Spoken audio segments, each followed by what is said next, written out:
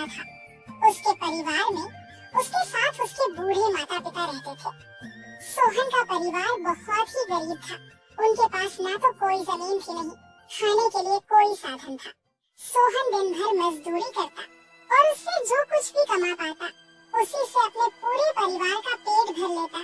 यह देखकर सोहन के माता पिता बहुत दुखी होते। हमारे पास ना अपना घर है और ना ही अपनी कोई जमीन। हमारा बेटा दिन भर दूसरों के खेतों में मजदूरी करता है और उसके बदले भी उसे बहुत कम पैसे मिलते हैं। हम दोनों अपने बेटे पर बोझ बन रहे। परेशान मत हो रीमा, हमारा बेटा बहुत मेहनती है। भगवान सब देख रहा है। सोहन ने कभी किसी के साथ गलत नहीं किया।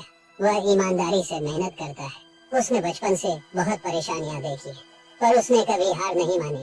एक दिन हमारा बेटा भी बहुत धन कमाएगा और उसकी सारी परेशानियां दूर हो जाएंगी।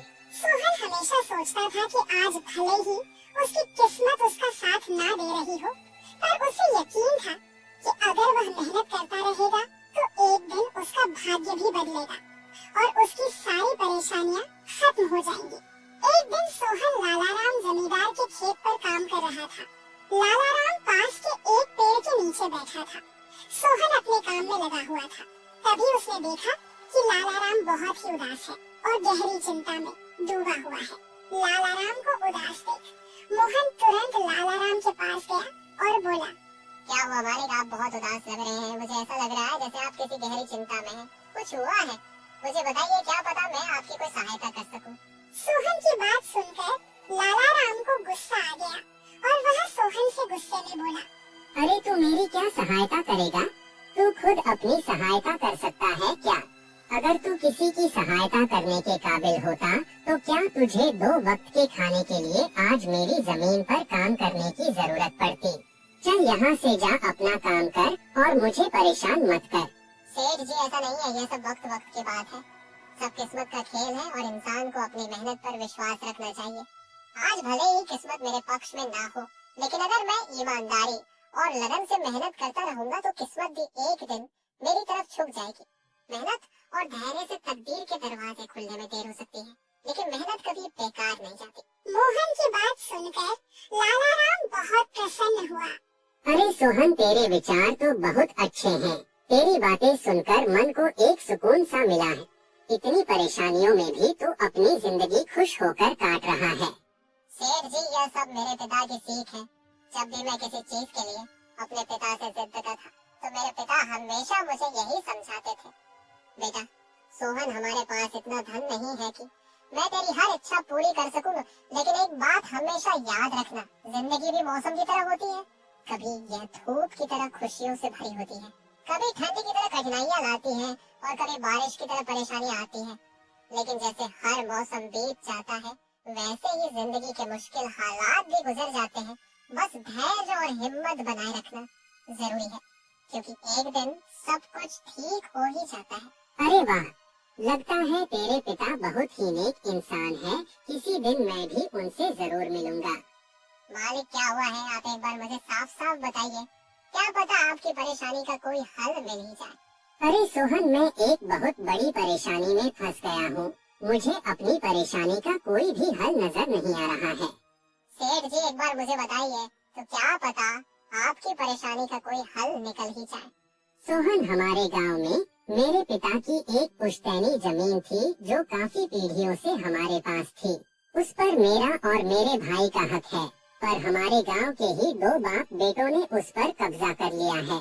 मैं पुलिस थाने में केस दर्ज कराने की सोच रहा था, लेकिन गांव के बहुत बड़े लोग उनके साथ हैं। मैं कितनी भी कोशिश कर लूं, लेकिन मैं उन लोगों का कुछ नहीं बिगड़ पाऊंगा। अब तो उन लोगों ने उस जमीन पर खेती भी शुरू कर दी। मेरे पिता की पुश्तैनी जमीन मेरे हाथों से छीनी जा रही है, इसलिए मैं बहुत परेशान हूँ। मुझे समझ नहीं आ रहा मैं अब क्या करूँ। आप सही कह रहे हैं सेठ जी।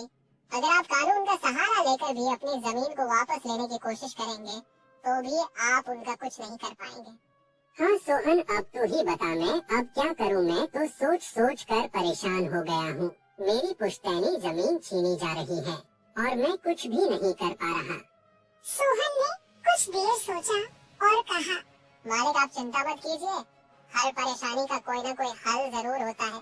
अगर आप चाहे तो एक तरीका है जिससे आप अपनी जमीन वापस पा सकते हैं। अगर ऐसा कोई तरीका है तो जल्दी बताओ सोहन, वह क्या तरीका है? सोहन ने लाला राम को अपनी सारी तरकीब पूरी तरह समझा दी। तरकीब सुनकर लाला राम मोहन से कहता है, अरे वाह सोहन, तू तो बहुत समझदार है। तूने तो बहुत अच्छी तरकीब बताई है। ऐसे तो मेरी जमीन मुझे जरूर मिल जाएगी। मैं तुझसे वादा करता हूँ, अगर तेरी यह योजना सफल हुई तो मैं अपनी जमीन का एक हिस्सा तेरे नाम कर दूंगा। अरे मालिक, आप ऐसा क्यों कह रहे हैं? आप मेरे मालिक हैं। आपकी वजह से मुझे अपने घर के लिए 2 वक्त का खाना मिल जाता है। आपकी मदद करना तो मेरा फर्ज है। मुझे आपकी जमीन नहीं चाहिए, ठीक है? सोहन, तुम बहुत नेक इंसान हो। कल से तुम इस काम पर लग जाओ। सोहन फिर से खेत में अपने काम पर लग जाता है। अगले दिन सोहन जगत और विनोद नाम के उन बाप बेटों के पास पहुंच जाता है जिन्होंने लाला राम की जमीन पर कब्जा कर रखा था। नमस्कार सेठ जी, मैं यहाँ से गुजर रहा था तो पास के लोगों ने बताया कि आपके यहाँ काम के लिए मजदूर की जरूरत है। क्या आपके यहाँ मुझे भी कोई काम मिल सकता है? अरे अरे, कौन हो तुम? तुमसे किसने कह दिया कि यहाँ मजदूर की जरूरत है? यहाँ किसी मजदूर की जरूरत नहीं है। सेठ जी, मैं एक मजदूर हूँ। पास ही के गाँव में रहता हूँ काम की तलाश में। इधर उधर भटक रहा हूँ। हर दिन कहीं न कहीं काम मिल जाता है। बस उसी काम को करके अपना पेट पालता हूँ। कभी खेती कर लेता हूँ तो कभी कोई मजदूरी। यह तो ठीक है, पर हमारे यहाँ फिलहाल कोई काम नहीं है।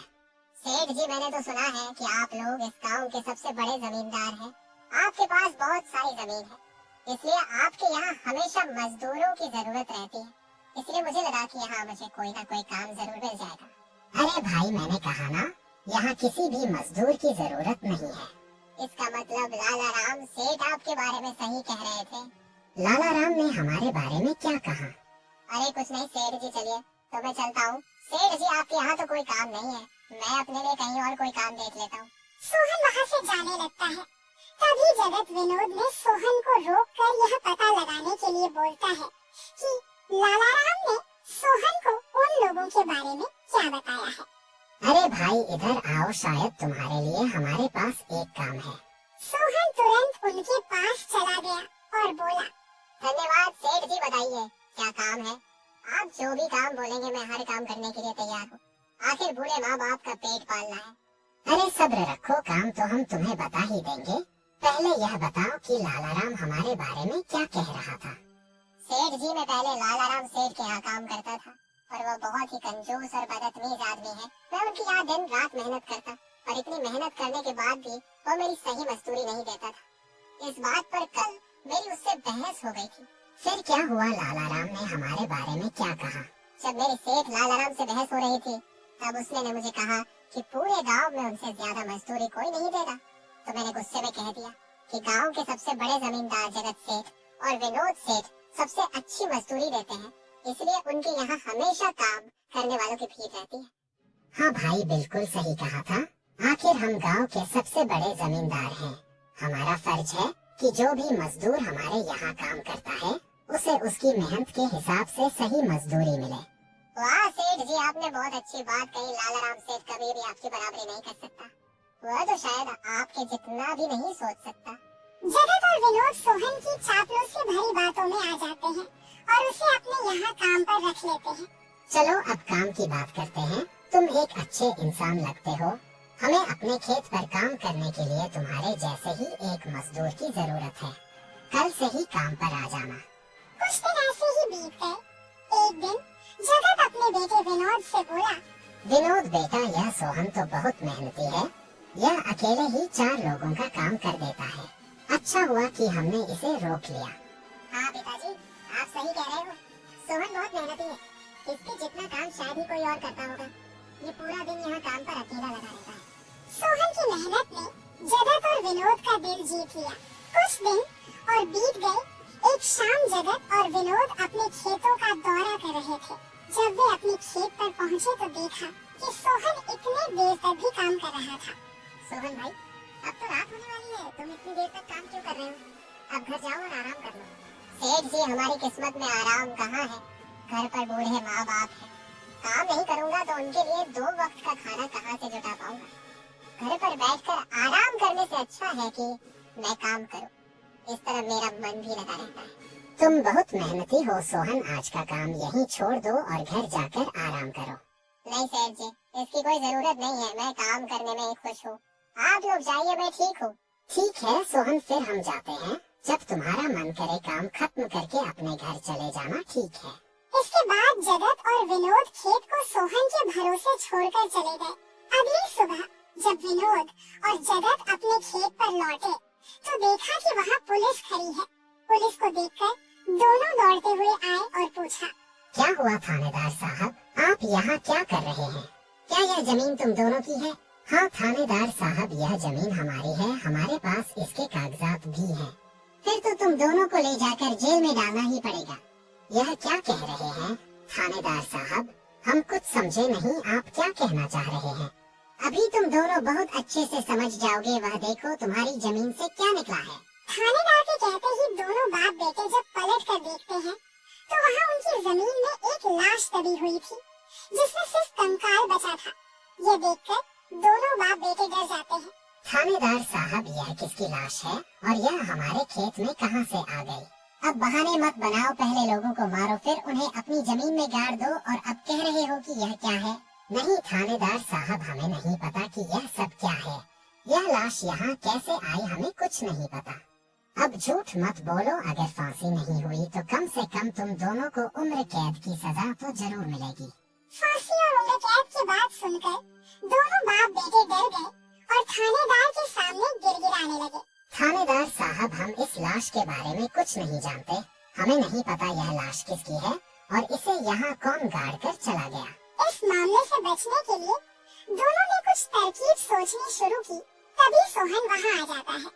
अरे सेठ जी, यह पुलिस यहाँ क्यों आई है, क्या हुआ है? सोहन देखो, पता नहीं कहाँ से हमारी जमीन में यह कंकाल आ गया है। मालिक, ये कंकाल यहाँ कहाँ से आ गया? ये तो बहुत गंभीर बात है। हाँ सोहन, पता नहीं यह कंकाल यहाँ कहाँ से आया है और थानेदार साहब को लगता है कि इसे हमने यहाँ मारकर गाड़ा है। अब तू ही कोई उपाय सोच जिससे हम इस परेशानी से बच सके। तीनों को आपस में खुसर फसर करते देख थानेदार ने कहा, अब कोई तरकीब मत बनाओ, तुम दोनों बाप बेटों में से कोई एक तो जरूर जेल जाएगा। अब तुम ही तय करो जेल कौन जाएगा। थानेदार साहब, थोड़ा सा समय दीजिए, हम तय कर ले कि जेल कौन जाएगा। मैं बस 5 मिनट देता हूँ, जल्दी से फैसला करो कौन जाएगा जेल। सोहन, जगत और विनोद थोड़ी दूरी पर जाकर बात करने लगे। देखो मालिक, दोनों के फंसने से अच्छा है कि कोई एक फंसे। अब सोचिए कौन जाएगा। हम दोनों में से कोई भी जेल नहीं जाना चाहता। सोहन भाई, कोई उपाय सोचो जिससे हम दोनों इस मुसीबत से बच सके।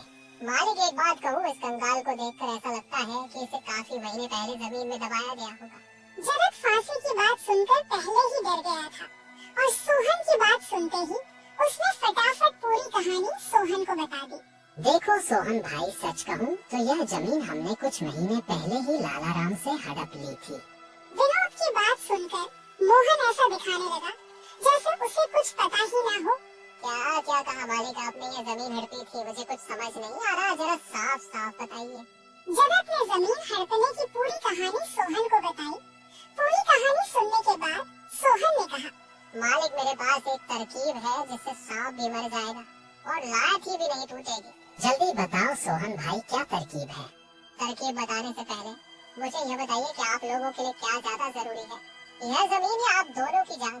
सोहन, इसमें पूछने वाली कौन सी बात है? हमारे लिए जमीन से ज्यादा हमारी जान प्यारी है। तो एक काम कीजिए मालिक, आप सबसे पहले जाकर थाने आर को बताइए कि यह जमीन सेठ लालाराम की है। आप उनसे बोलिए कि हमने तो कुछ महीने पहले ही यह जमीन बस काम करने के लिए उनसे ली थी, बाकी का काम मैं संभाल लूंगा। अरे सोहन, लेकिन इससे तो हमारी जमीन हमसे छिन जाएगी, फिर क्या होगा?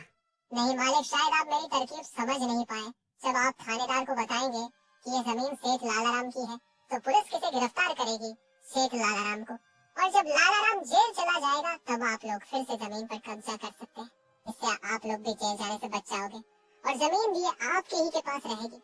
सोहन की तरकीब सुनकर दोनों बाप बेटे दंग रह गए। वाह सोहन भाई, तुम तो बहुत होशियार हो। आज तक तुमने हमें अपने काम से खुश किया था, अब तुम्हारी बुद्धि हमारी जान भी बचाएगी। इसके बाद तीनों थानेदार के पास गए और मोहन ने जो कुछ कहा था वही बात दोनों बाप बेटे थानेदार से कहने लगे। थानेदार साहब, यह जमीन हमारी नहीं है। हमने कुछ महीने पहले ही काम करने के लिए यह खेत लालाराम सेठ से लिया था। वह जब खुद फंस गए हो तो अब किसी और को फंसाकर अपनी जान बचाना चाहते हो ना? साहब, अगर आपको हमारी बात पर यकीन नहीं हो रहा तो आप सोहन से पूछ लीजिए। वह हमारे साथ बस कुछ दिनों से ही काम कर रहा है। इससे पहले वह सेठ लालाराम के यहाँ काम करता था। बोलो सोहन, यह जमीन किसकी है? थानेदार साहब, ये जमीन सेठ लालाराम की है। जगत सेठ और विनोद सेठ ने तो बस कुछ समय से इस जमीन पर खेती कराना शुरू किया है। सोहन की बात सुनकर थानेदार ने सोहन से कहा, सेठ लालाराम को बुलाने के लिए कहो। सोहन, तुम एक काम करो, जाओ और सेठ लालाराम को बुलाकर लेकर आओ। सोहन तुरंत जाकर सेठ लालाराम को बुला लेता है, परंतु लालाराम अपने साथ गांव के सरपंच को भी अपने साथ ले आता है। यहाँ क्या हो रहा है? यहाँ इतने लोग क्यों जमा है? देखिए सरपंच जी, इन दोनों की जमीन से एक कंकाल निकला है और अब यह लोग कह रहे हैं कि यह जमीन इनकी नहीं है बल्कि सेठ लालाराम की है। थानेदार ने सरपंच जी को पूरी कहानी सुना दी। अपने आप को फंसा देख जगत ने सरपंच से कहा, नहीं सरपंच जी, यह जमीन हमारी नहीं है। हम यहाँ बस कुछ समय से काम कर रहे हैं। आप हमारे मजदूर मोहन से पूछ लीजिए। हाँ थानेदार साहब, यह जमीन सेठ लालाराम की है। मैं कैसे मान लूं कि यह जमीन लालाराम की है? हमारे यहाँ का थानेदार तो कह रहा था कि इस जमीन पर कोई केस चल रहा है और इस जमीन पर तुम्हारा कब्जा था, और अब तुम कह रहे हो कि यह जमीन लालाराम की है। नहीं साहब, हमने लालाराम के साथ धोखा किया था। हम बस इस जमीन को हड़पना चाह रहे थे, लेकिन अब हमें यह जमीन नहीं चाहिए। अगर आप चाहें तो हम केस भी वापस ले लेंगे। थानेदार साहब, आप जाइए, बाकी का काम अब हम संभाल लेंगे। सरपंच के कहने पर थानेदार वहाँ से चला जाता है। सरपंच ने लालाराम से कहा, अब बताओ, ये कंकाल यहाँ कैसे आया? तुमने किसे मारकर यहाँ गाड़ा है? अरे साहब, यह तो नकली कंकाल है। इन दोनों ने मिलकर मेरी जमीन हड़प ली। मैंने और मोहन ने मिलकर यह तरकीब सोची थी ताकि इन दोनों से सच निकलवा सके। लालाराम की बात सुनते ही दोनों बाप बेटों के पैर तले जमीन खिसक गई। यह हम दोनों की साजिश थी, इन लोगों के मुंह से सच निकलवाने के लिए। सोहन को इस योजना में शामिल देखकर दोनों बाप बेटों को समझ आ गया कि यह सब सेठ लालाराम और मोहन की मिली भगत थी। दोनों बाप बेटों के पास अपनी गलती मानने के सिवा कोई चारा नहीं था। हमें माफ कर दीजिए सरपंच जी, हम लालच में आ गए थे। हमें माफ कर दीजिए। हम आज के बाद यह गलती कभी नहीं करेंगे और यह जमीन भी सेठ लालाराम को वापस दे देंगे। जगत और विनोद दोनों सरपंच और सेठ लालाराम से माफी मांगने लगे। दोनों को इतना गिड़गिड़ा देख लालाराम ने उन्हें माफ कर दिया। सरपंच ने भी उन्हें जेल नहीं भेजा और सेठ लालाराम ने अपना केस वापस ले लिया। लालाराम के केस वापस लेने के बाद सरपंच जी भी वहाँ से चले जाते हैं। धन्यवाद सेठ लालाराम जी, आपने हमें माफ कर दिया। आज के बाद हम ऐसी गलती कभी नहीं करेंगे। ठीक है जगत, कोई बात नहीं, मैंने तुम्हें माफ किया। बस याद रखना कि एक जमीन के टुकड़े के लिए तुम अपनों के साथ कभी गलत नहीं करना। बुरे समय में तुम्हारे अपने ही तुम्हारे साथ खड़े होंगे। जमीन का क्या है, कभी मेरी तो कभी तुम्हारी। आखिर में सेठ लालाराम ने सोहन को जमीन का एक हिस्सा दे दिया और उसे जमीन का मालिक बना दिया। सोहन, जैसा कि मैंने वादा किया था, जिस जमीन पर तुम काम कर रहे थे, आज से वह जमीन तुम्हारी है और अब तुम उसके मालिक हो। नहीं मालिक, इसकी कोई जरूरत नहीं है। याद करो सोहन, तुमने मुझसे क्या कहा था? बस मेहनत करते रहो, एक दिन तकदीर का दरवाजा जरूर खुलेगा। तो समझो तुम्हारी तकदीर का दरवाजा खुल चुका है और अब तुम भी जमीन के मालिक हो। अब से तुम्हें किसी और के यहाँ काम करने की जरूरत नहीं पड़ेगी। इस तरह मोहन ने अपनी मेहनत और बुद्धि से सेठ लालाराम को उसकी जमीन वापस दिलाई और दोनों ठगी करने वाले बाप बेटों को भी सबक सिखाया।